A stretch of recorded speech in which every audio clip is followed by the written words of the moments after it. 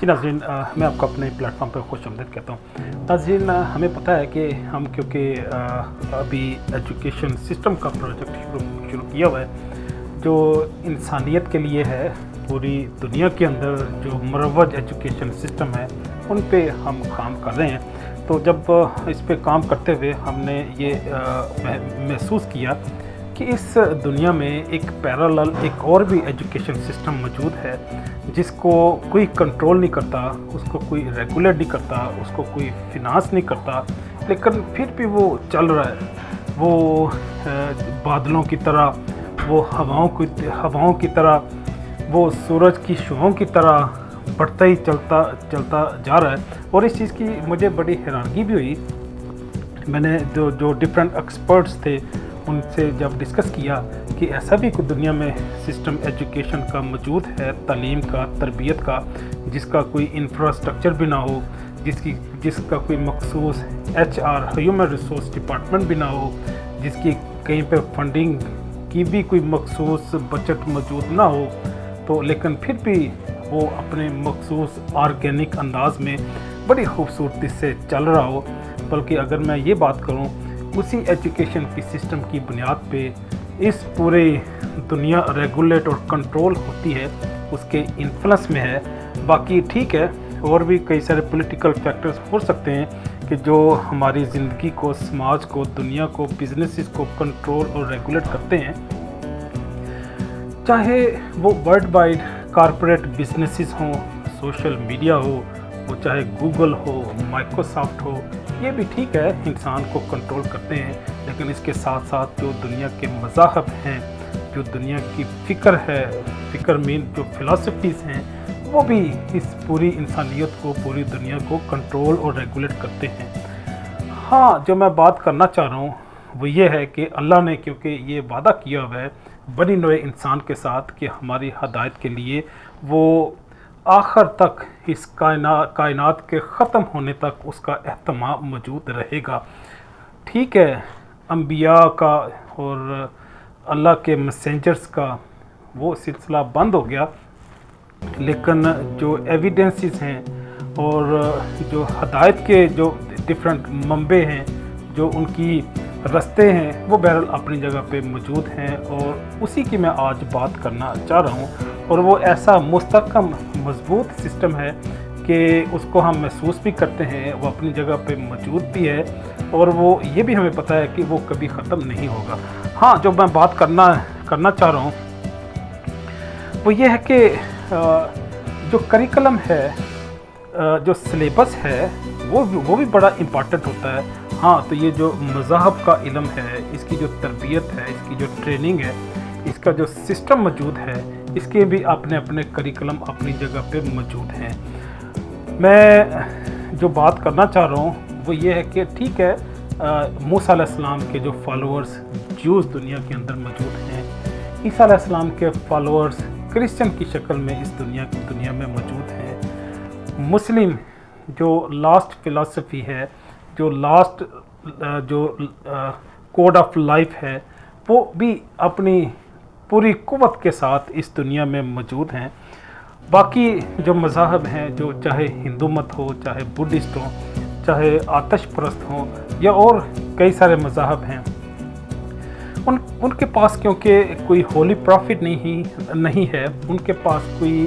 Secret بک نہیں ہے، کوئی ہولی بک نہیں ہے، کوئی ٹیسٹامنٹس نہیں ہے، لیکن ان تینوں مذاہب کے پاس جو ابراہیمی مذاہب ہیں، ان کے پاس ہولی بکس بھی ہیں، ان کے پاس زندگی کی فلاسفی بھی ہے، اور ان کے پاس ایسا پیغام ہے کہ جو اللہ نے بھیجا، لیکن اس کے بعد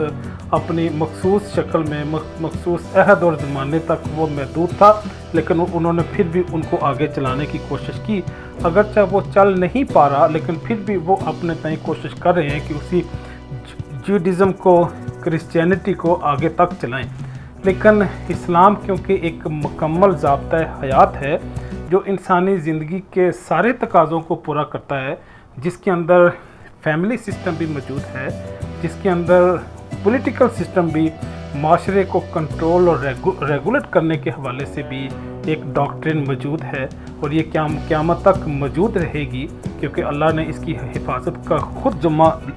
لے لیا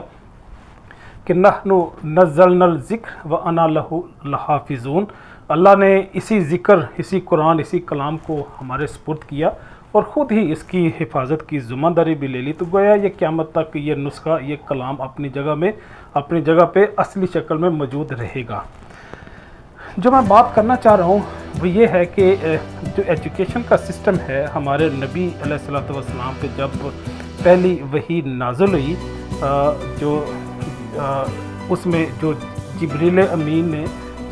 امین نے جو پہلی جو انہیں آیات بتائی، اقرا بسم ربک الذی خلق، کہ اس رب کے نام سے پڑھ کہ جس نے انسان کو، تجھے اس کائنات کو پیدا کیا۔ تو گویا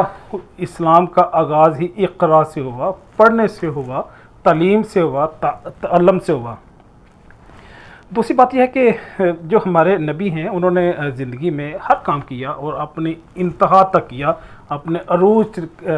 انتہائی بلندی کی سطح پہ جا کے اس کو پرفارم کیا، لیکن جو اپنے لیے پروفیشن، سکل یا ٹائٹل پسند کیا، وہ انہوں نے کہا کہ انما انا بعثت معلم، کہ میں اس دنیا میں استاد بنا کے بھیجا گیا ہوں۔ اگرچہ وہ سپر سلار بھی تھے،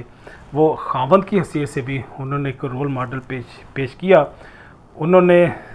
سیاست میں بھی پارٹیسپیٹ کیا، وہ مدبر بھی تھے، وہ مفسر بھی تھے، وہ سپر سلار بھی تھے، کمانڈر بھی تھے، لیکن بہرحال انہوں نے اپنے لیے استاد کا جو ڈیزگنیشن تھا، جو منصب تھا، وہ پسند فرمایا۔ پھر ہمیں یہ بھی پتہ ہے کہ ہماری جو فضیلت ہے وہ اسی علم کی وجہ سے ہے کہ فرشتہ مجھ کو کہنے سے میری تحقیر ہوتی ہے، میں مسجود ملائک ہوں، مجھے انسان ہی رہنے دو۔ جو فرشتوں نے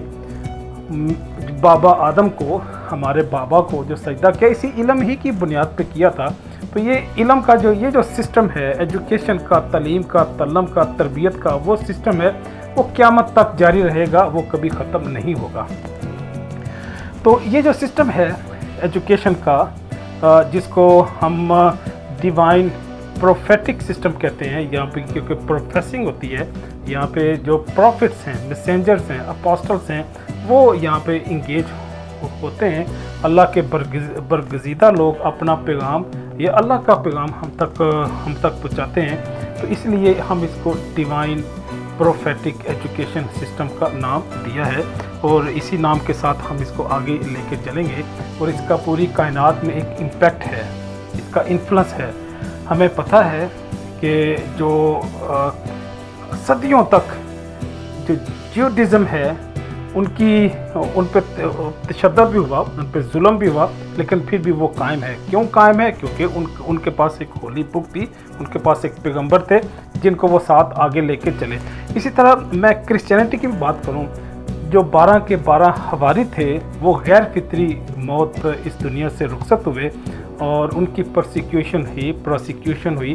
ظلم و ستم اور انہوں نے سہے، لیکن پھر بھی کرسچینٹی اپنی جگہ پہ